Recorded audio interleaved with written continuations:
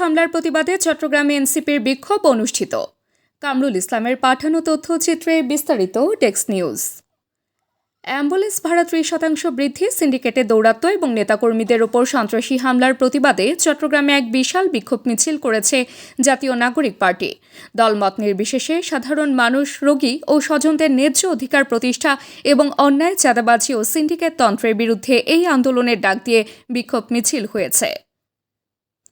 আজ 11 জুন 2026 বৃহস্পতিবার বিকেল 3:30 চট্টগ্রামের প্রবর্তক মোড়ে এই বিক্ষোভ মিছিলটি অনুষ্ঠিত হয়।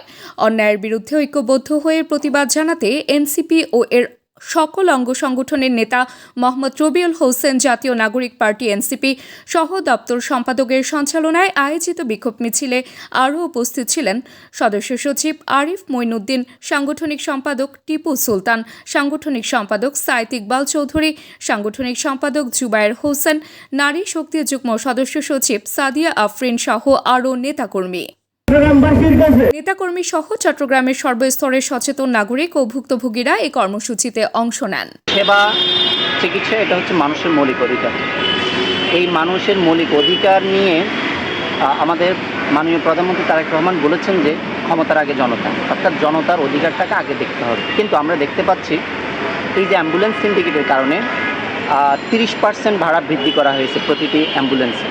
তাহলে আপনি দেখেন 100 টাকায় আপনার 30 টাকা বৃদ্ধি করা হয়েছে।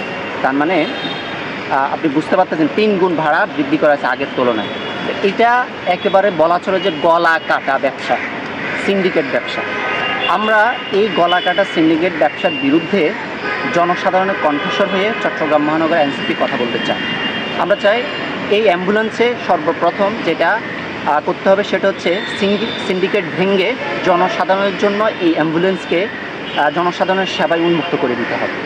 এবং এই অ্যাম্বুলেন্সের মধ্যে যে হেল্পার, ড্রাইভার যারা আছে তারা কোনো মাদক আসক্ত কিনা সেটা খতিয়ে দেখে ডোপ টেস্টের মাধ্যমে সুনিশ্চিত করতে হবে।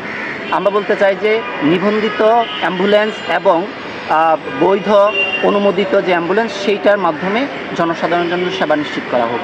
আমরা বলতে চাই এই যে এই অ্যাম্বুলেন্স নির্দিষ্ট দূরত্বের প্রেক্ষাপটে মানুষের জন্য ইনসাফ ভিত্তিক ভাড়া নির্ধারণ করা হোক। যেই ভাড়াটা এই জনসাধারণের অনুকূলে থাকবে, জনসাধারণ কোনো অহেতুক হয়রানি হবে না, তারা তাদের যে প্রাপ্য অধিকার সেটা পায়। আমরা বলতে চাই এই অ্যাম্বুলেন্সের মধ্যে অবৈধ কোনো সিন্ডিকেট, কোনো দখলদারিত্ব, কোনো চাঁদাবাজি এটা যেন না থাকে, কোনোভাবেই যেন না থাকে। আমরা বলতে চাই এই অ্যাম্বুলেন্স যে নিয়ন্ত্রিত সরকার নিবন্ধিত যে ভাড়াটা নির্ধারণ করা হয়েছে ইনসাফ ভিত্তিক নির্ধারণ করে সেটা দৃশ্যমান করতে হবে মানুষের কাছে, এটা লুকিয়ে রাখা যাবে না।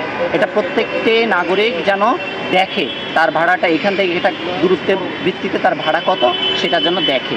তার আগে ওই যে বললাম 30% ভাড়াটা এটা রোধ করে জনসাধারণের জন্য ইনসাফ ভিত্তিক ভাড়া নির্ধারণ করতে হবে দূরত্বের প্রেক্ষাপটে।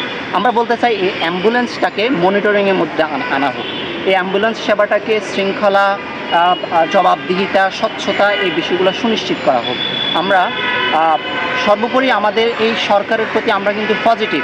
এই সরকার যেই ম্যান্ডেট নিয়ে মানুষের জনসাধারণের ভোটে নির্বাচিত এই ক্ষমতায় এসেছে, আমরা সেটার পক্ষে। কিন্তু আমরা চাই আমাদের অধিকারটা, জনতার যে অধিকার সেটা এই সরকার সুনিশ্চিত করুক, তাহলে আমরা অবশ্যই তাদের পক্ষে কথা বলব।